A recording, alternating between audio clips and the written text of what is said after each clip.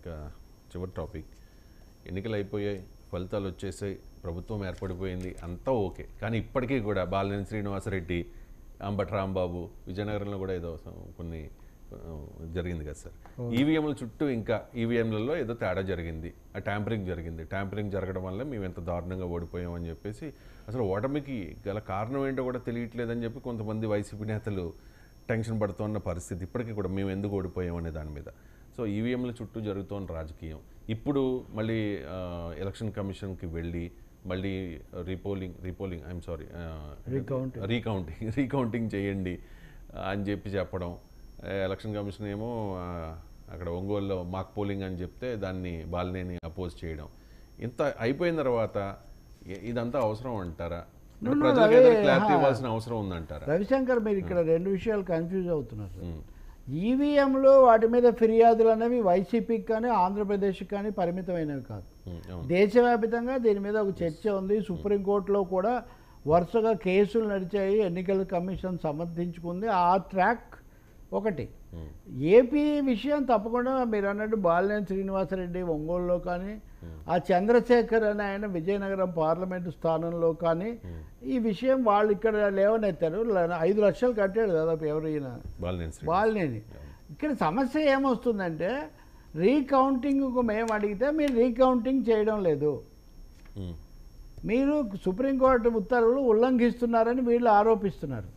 నిన్న బాలినేని శ్రీనివాసరెడ్డి ఏమో అసలు అదేమనాలి మాక్ పోలింగ్ దాకా వెళ్లకుండానే ఆయన హైకోర్టులో కేసు వేశారు.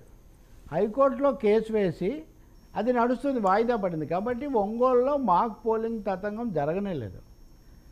విజయనగరం నియోజకవర్గానికి వస్తే అక్కడ నెల్లిమర్ల లాంటి చోట ఉదాహరణకు ఆ తాళాలు, ఆ పోలింగ్ పెట్టెలు అవేవి ఈవీఎంలు తీసిపెట్టిన వాటి తాళాలు లేవని ఇంకోటి రకరకాల వాదనలు వచ్చాయి. కానీ ఇక మౌలికంగా వాళ్ళు చెప్పేది ఏంటంటే బ్యాటరీ ఛార్జింగ్లో తేడా వచ్చిందని. ఈ విషయం మాట్లాడాల్సిన అవసరం ఉంది. ఎందుకంటే వైసీపీ వాళ్ళ మీడియాలో ఒకటే విధంగా వాళ్ళు ఒక యాంగిల్ ఇస్తున్నారు, రెండో వాళ్ళేమో తోసిపడేస్తున్నారు. ఇంత ముఖ్యమైన విషయం ఇది.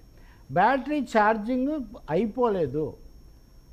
విజయనగరం నియోజకవర్గంలో బ్యాటరీ ఛార్జింగ్ 99% ఉంది. ఒకరోజు పోలింగ్ చేసిన తర్వాత కూడా 99% ఛార్జింగ్ ఎలా ఉంది. ఇంకొక దాంట్లో చేయకుండానే 88% ఉంది. ఇది చేసాము అంటున్న చోట 99% ఎంత ఉంది అంటే ఇక్కడ ఏదో గల్లం జరిగింది అనేది వాళ్ళు చేస్తున్న ఆరోపణ. కలెక్టరు మాక్ పోలింగ్ కోసం అన్నీ తెరిచిన తర్వాత వాళ్ళు మాకు ఈ ఛార్జింగ్ ఎందుకు ఉందో మాకు చూపించాలి, ఇట్లాంటి డిమాండ్స్ చేశారు. సో విజయనగరం జిల్లా కలెక్టర్ చెప్పింది ఏంటంటే సుప్రీంకోర్టు చెప్పిన దాంట్లో ఇవన్నీ లేవు, ఛార్జింగ్ ఆడిట్ ఇవ్వాలని ఇట్లాంటివి వాళ్ళు చెప్పలేదు, కాబట్టి అవి మేము చెయ్యము అని వాళ్ళు చెప్పారు. దాంతో అక్కడ కూడా ఈ ప్రక్రియ ఆగిపోయింది. సో సెంట్రల్ పాయింట్ ఏమంటే ఒంగోలులో కానీ విజయనగరంలో కానీ ఈవీఎంల రీకౌంటింగ్ ప్రాసెస్ జరగలేదు. సుప్రీంకోర్టు కూడా 5% వీవీప్యాట్లను వీటిని చెక్ చేయమని చెప్పిన మాట నిజమే. కానీ వీళ్ళు ఒప్పుకోలేదు, వీళ్ళు చెప్పిన దానికి వాళ్ళు ఒప్పుకోలేదు. కాబట్టి అది అపరిష్కృతంగా మిగిలి ఉంది. దీని మీద బాలినేని ఇప్పటికే హైకోర్టు వెళ్ళారు, మళ్ళీ సుప్రీంకోర్టుకి వెళ్తానంటున్నారు. ఏం జరుగుతుందో మనం చూడాలి. విజయనగరంలో మరింత నిర్దిష్టంగా 1-2 సార్లు వార్తలు వచ్చి కలెక్టర్ కూడా ప్రకటన చేశారు. కాబట్టి కలెక్టర్ ప్రొసీడింగ్స్ ఎలా ఉంటాయి భవిష్యత్తులో అన్నది కూడా మనం చూడాలి. ఈ చర్చ అయితే కొనసాగుతుంది, అందులో సందేహం ఏమీ లేదు. కానీ దేని ద్వారా మీరు కూడా ఒకరోజు చర్చ చేసినట్టున్నారు.